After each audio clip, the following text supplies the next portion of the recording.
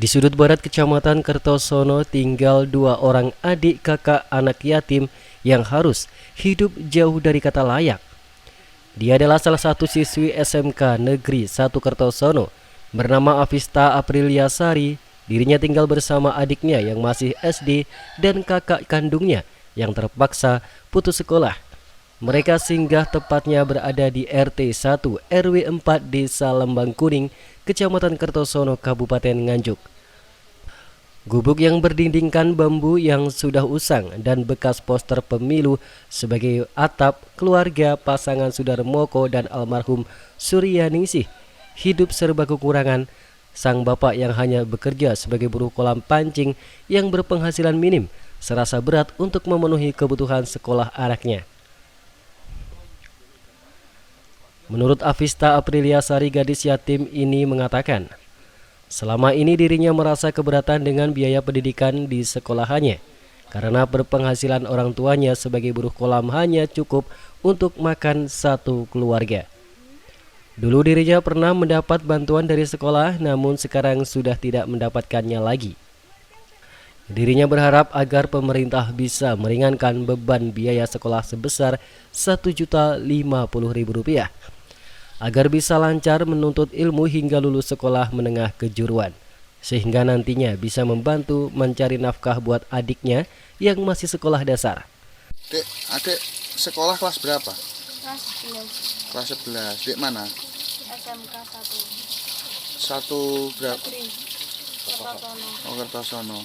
Dek, selama ini untuk biaya pendidikan adik itu bayar atau tidak? Kalau yang bayar itu untuk seragam sama kegiatan. Sampai berapa itu dek ditarik sama sekolah? Kalau seragam 1.500.000. 1.050.000. Oh. Sementara itu, Sudarmanto, Ketua AWG Aliansi Wong Gawat, mengatakan ia sangat prihatin terhadap nasib keluarga ini.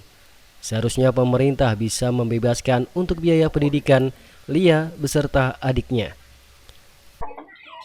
Mas, ini tadi lagi ngelakuin bakti sosial apa ini? Ini tadi kita dapat informasi dari aduan masyarakat, ya teman-teman Aliansi Wong Gawat, makanya kita respon bagaimana keadaan yang sebenarnya di lapangan. Ya, untuk melihat keadaan ini mungkin ke depan dalam kurun waktu 1 bulan ini kita bantu untuk perbaikannya juga.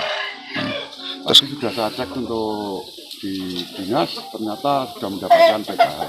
Tapi untuk BSM untuk pendidikannya mungkin kita maksimalkan, kita akan melangkah ke situ supaya digratiskan.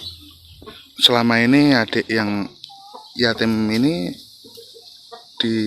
selama ini sekolahnya masih bayar atau tidak? Menurut adiknya tadi masih bayar. Masih bayar ya. Untuk seragam masih dikenai biaya dan LKS juga masih bayar. Harapan pada pemerintah seperti apa, Mas? Ya, harapan dari pemerintah untuk melihat keadaan seperti ini harusnya tanggap. Bahwa ekonomi seperti ini harus kita bantu, kita ringankan supaya ada perbaikan secara ekonomi bagi adik kita terutama nanti ke depan biar punya masa depan. Pihaknya juga berusaha hadir untuk memberikan bantuan berupa sembako yang bersumber dana patungan dari anggota dan yang jelas non-APBD agar dapat meringankan beban keluarga ini. Masih menurut Panjul, panggilan akrab Ketua AWG, dirinya beserta anggota ke depan juga akan melakukan bedah rumah non-APBD agar keluarga ini bisa hidup lebih layak dan tidak khawatir saat sewaktu-waktu rumahnya runtuh karena lapuk termakan usia.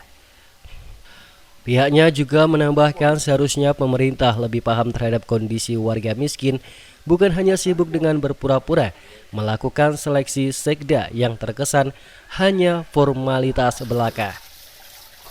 Dari Nganjuk, Jawa Timur, Tim Liputan SRTV.